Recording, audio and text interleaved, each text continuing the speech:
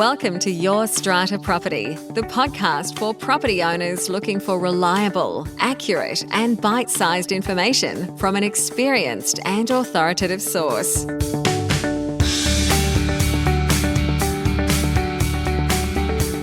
Hello and welcome to this week's podcast episode.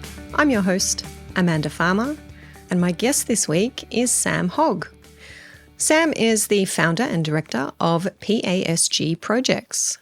Originally based in Melbourne, PASG now has offices in Sydney and Brisbane, servicing the eastern seaboard. PASG is one of Australia's leading project management companies, with the primary focus of working with strata managers and commercial building owners to remediate buildings with structural, waterproofing, and combustible cladding issues. Sam has over 2 decades' experience working in the construction industry across Tasmania and Victoria, and for the past decade he has specialised in project managing the remediation of apartment and commercial buildings. As you'll hear in this chat, as a result of working with all stakeholders in the construction and building industry, Sam is committed to providing educational materials that assist owners' corporations, committees, strata and building managers to understand the issues with remediating buildings. This includes ensuring that building faults are identified and rectified as soon as possible to minimise costs and inconvenience to owners and tenants. I'll take you on over now to my chat with Sam Hogg of PASG Projects. Sam Hogg, welcome to the show. Thanks, Amanda. Good to be here. Sam, tell us a bit about PASG. How long have you been around and how have you come to specialise in strata?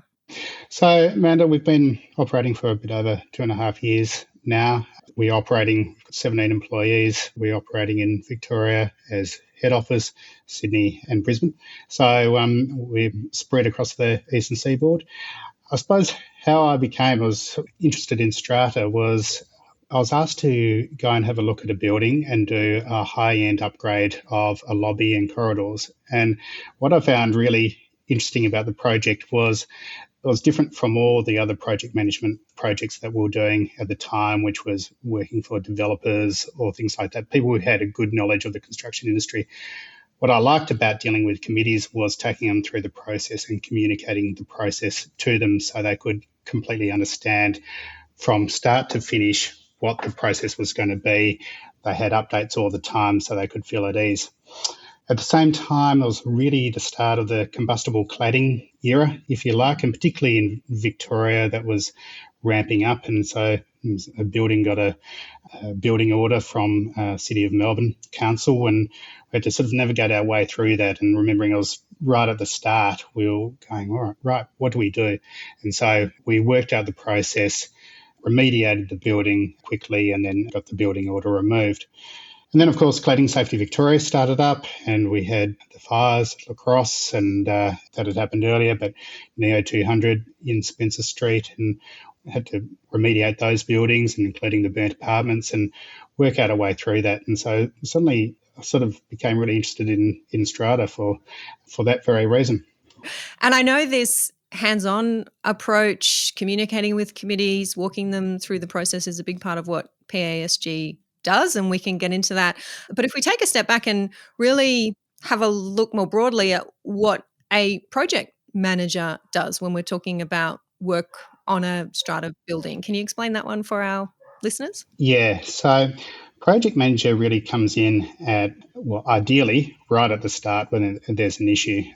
So I suppose I'll backtrack it a little bit. Too many times we come and owners corporation has spent tens of thousands of dollars on report after report after report after report, and plumbers and everything else. And so we come in and they've already spent a hell of a lot of money. And ideally we'd like to come in before all that happens and to be able to spend the money on the right things that money needs to be spent on.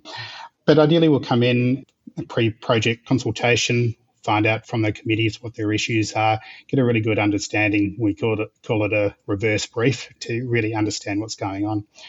Then we move into a scoping phase where we identify all the issues that are going on with the building. And so it may be leaks in the building, there may be structural issues, maybe a combination, maybe combustible cladding. And we really spend some time reviewing whatever reports have been done before, doing our own inspections on site and coming up with a scope before we go into a design phase, if that's required, where we engage for the OC experts such as engineers and things to create the design.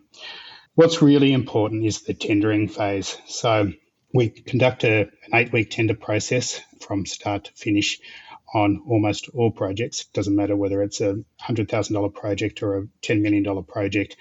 Invariably, the time frame remains around 8 weeks from issuing tenders out to contractors to getting a tender recommendation back, and that includes preparing tender documentation. We spend a lot of time simplifying the scope to make it really easy for builders when they're tendering for these works to understand the issue and then price against it. Because if we make it easy for them, they're going to put in better prices. If we make it hard for them or the scope is not clear, then they're just going to throw a dart at it, and if it's high, it's high. So we spend an exorbitant amount of time trying to make that crystal clear. And then remembering that the tender documents probably form a part of the end contract with the contractor as well. So we need to make sure that that scope is really tight. Then the next part of the process is receiving the tenders back and analysing those tenders, essentially making sure it's apples for apples. Everyone's got the right scope included, and we've analysed things. If someone has put a price for a certain item at $10,000 and the other 3 tenderers have put it in at $40,000, what does that tenderer know that the other 3 don't, or vice versa? What have they missed that the other 3 haven't? So we go through that process before giving a recommendation to the committee. Post that, we go into an area of just refining the scope. If there's anything to come out of the scope or anything to go in, we do that. And then real communication starts with owners. Once we've nailed that down with the committee, then we'll have an information evening, which generally lasts for about 2 hours for owners. So all owners can come together where we can tell them where we've come from, why we've gone through this process, where we've come from, what the issues are with the building, what the problems are if they don't remediate the building, and what are going to be the repercussions. We talk about things like, well, a building we're currently working on had a quote 10 years ago for $200,000 to fix it, but because the committee's put their head in the sand for year after year after year, the resultant damage has been so far $2.5 million worth of stripping out apartments that have been, and so we really try and give them that information so they can make a valid judgment of whether they proceed with the project. And then we move into the construction phase, which is our superintendent phase, where we administer the contract, where we review quality, review progress claims, making sure the builder's not charging too much per month. We protect against variations, extension of time requests. We review all those. So, important role. Brief. I think I heard you say that going right back to that beginning stage where you're looking at the work that needs to be done, developing that scope, and then briefing engineers to do the design and the drawings. If you're in New South Wales, you've got Design and Building Practitioners Act requirements to comply with. Am I right then in saying that you are in a different and separate role from the engineer who may then be doing those specifications and meeting those legal requirements? So we're actually talking about a project where you've got a project manager, then you've got an engineer, and then you may have an actual building contractor. Yeah. Is that the structure? Yeah, that's exactly it. So to simplify it, I suppose, we're there to manage the whole process, where the engineer will be there to provide the design and the sign-off, as well as sign-off of the works, but we'll there be to coordinate the whole lot and with the contractor and with the engineer. So that's our essential role.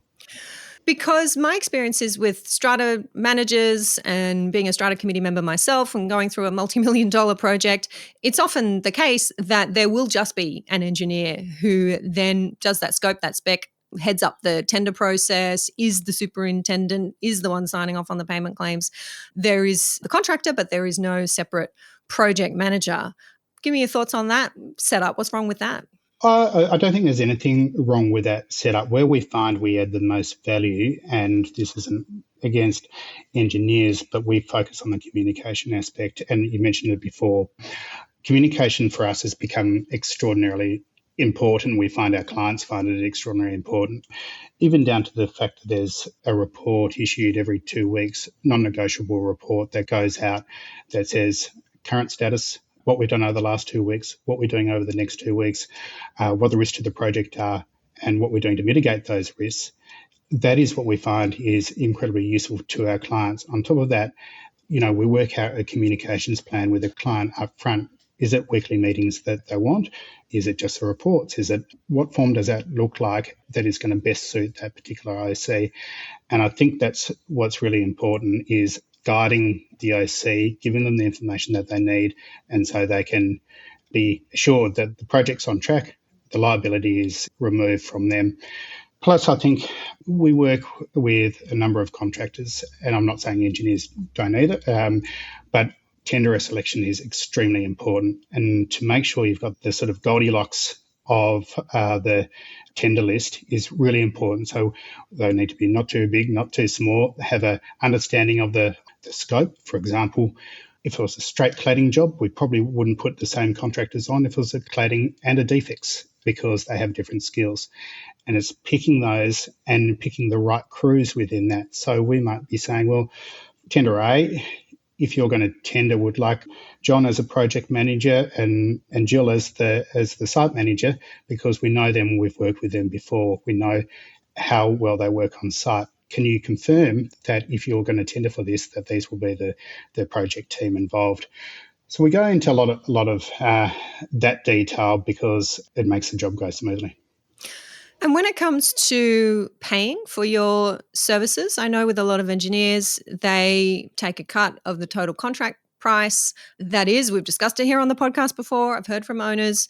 They're sometimes uncomfortable with that because they feel like the engineer has a vested interest in the contract price being higher, those variations being approved. Where do you guys sit in terms of your contractual relationship with the Owners Corporation and how you get paid? I work out how long I think the project's going to take and we charge it by a monthly rate of what we think it's going to be. I don't see a benefit for the owners for us to take a percentage of the cost because it's our job to keep it as cost competitive or as cost as low as possible. So an example of this is when we're tendering out works, some of the works may not be critical. And so we can break down in a lot of cases a shopping list. The critical works, this is the price, and then here are all the additional ones. But knowing the way that nearly every OC is, except for some very wealthy OCs, that they need to keep the price down as low as possible, then they can strip out at the end of the tender list all the moderate or low priority items. So we're just focusing on the critical. So long way around of saying it, we do a fixed fee. We don't do a percentage. I've already mentioned, Sam, the Design and Building Practitioners Act in New South Wales. I'm getting questions all the time from strata managers, from owners, needing to navigate the complexities of that piece of legislation. Have you got any tips for our listeners? What's your number one piece of advice when a building is trying to navigate this legislation? Look, shop around to start off with, particularly if we're looking at balconies as an example as common issues. Shop around, make sure you ask the consultant to price only what you need. Don't make it an airy-fairy scope, because if you give them an airy-fairy scope, then it's likely that the scope will blow out to be something bigger than it has to be. So keep it specific. Make sure you're getting apples with apples prices, because one consultant may give you a scope that differs from the rest, and you need to understand whether that is going to be compliant. So I suppose I'd get a PCA or a Principal Certifying Authority to have a look at what is being proposed by consultants to make sure that is going to comply at the end of the day. That's the one thing that I'll be trying to do. Yeah, on that point, I have been involved in a balcony works project from the position of committee member in recent times. And we are lucky enough to have a very hands-on committee, a couple of lawyers on the committee, which helps.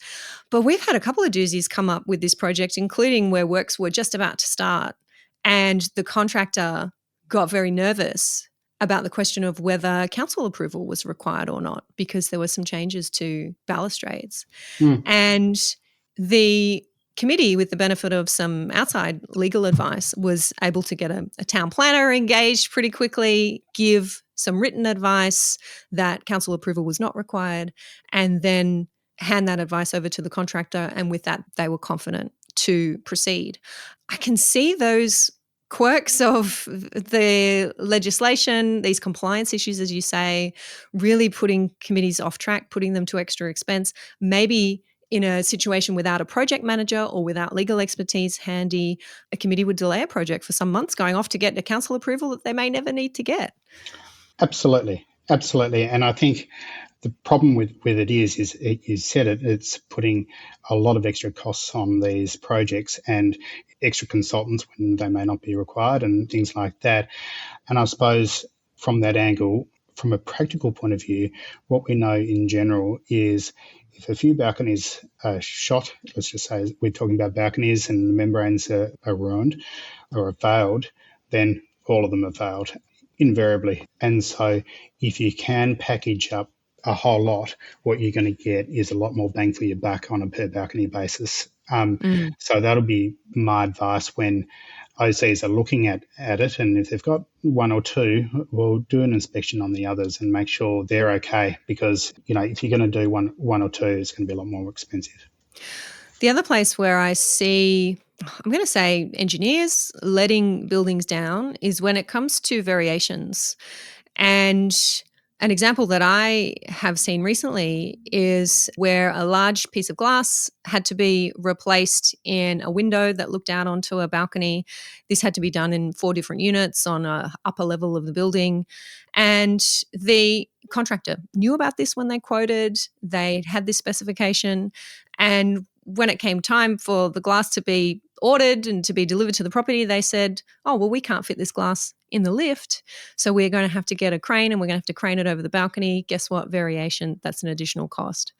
And in that situation, it is only because that committee got some legal advice, had somebody who could read a contract, look at the contract and say, no, this was always clear in the contract that the glass was this size. Contractor came and looked at the site, knew how big the lift was. And if you got to crane it over now, that's your problem, your additional expense. And it just astounds me. And I shared these thoughts recently with the Sydney Morning Herald at the time we're speaking. There was an article last week with these comments from me published. Astounds me, shocks me that there are contractors out there who are doing this, who are probably getting away with this and sheeting these costs home to buildings when they don't have to. And it is, as I've said, only those buildings that have the expertise handy, whether it's legal or project management expertise, without an engineer that may have a vested interest, that are able to get past these roadblocks. Yeah, I think it starts back in the tendering process. So as part of our tender, we'll have the principles project requirements, which lay out the intent of what needs to be achieved in the contract. Therefore, one of the things will be to, in this case, I'll simplify it, but to put windows in the building to make sure they've got all the necessary logistics and everything's ordered to ensure they can achieve that.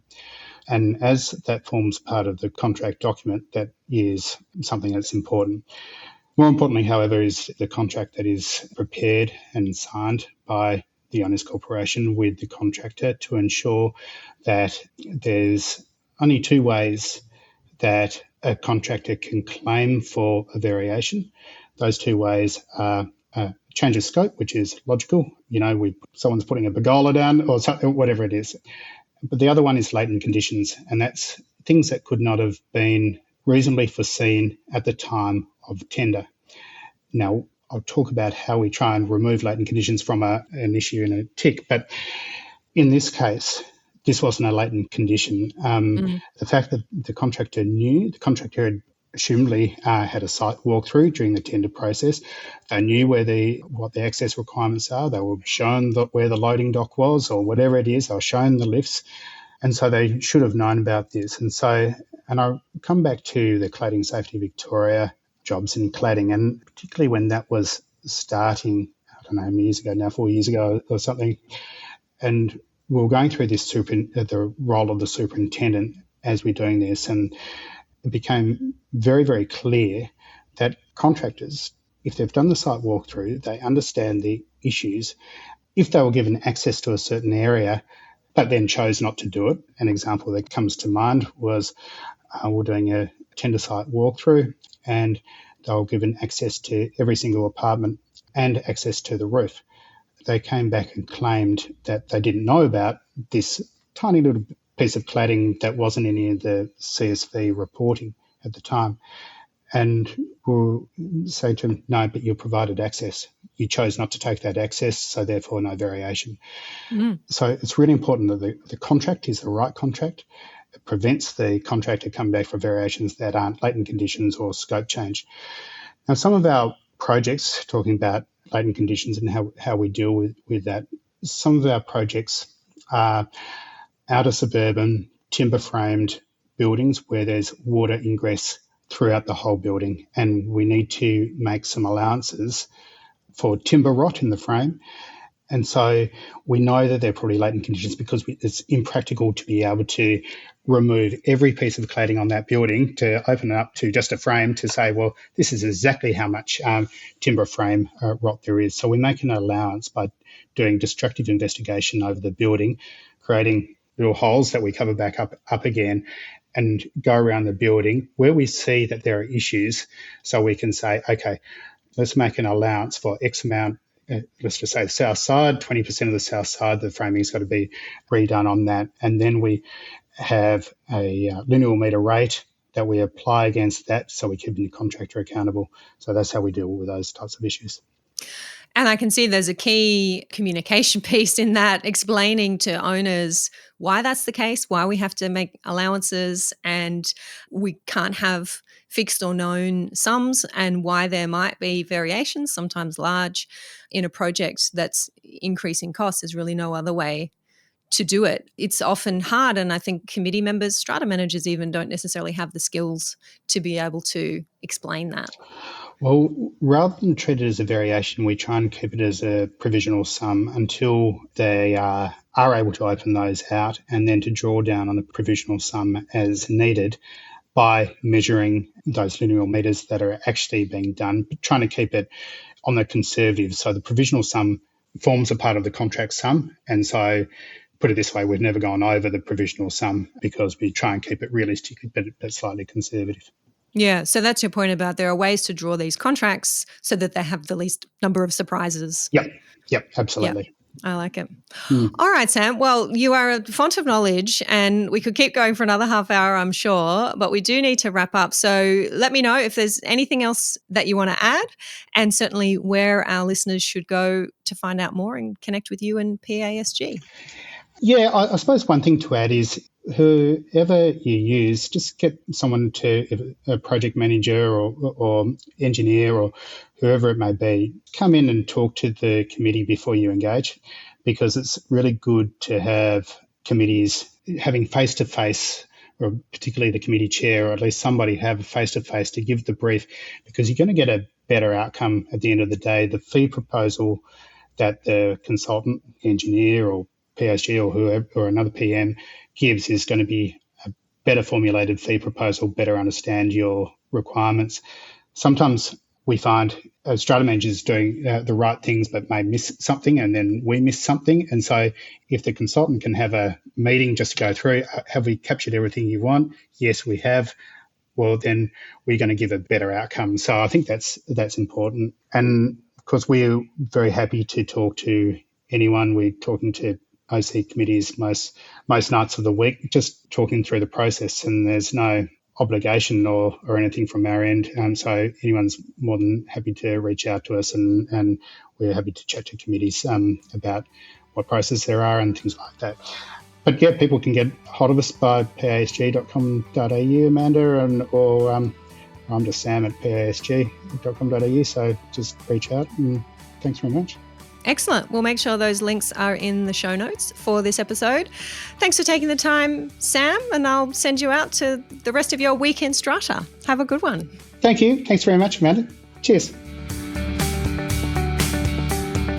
Thank you for listening to Your Strata Property, the podcast which consistently delivers to property owners reliable and accurate information about their strata property. You can access all the information below this episode via the show notes at yourstrataproperty.com.au.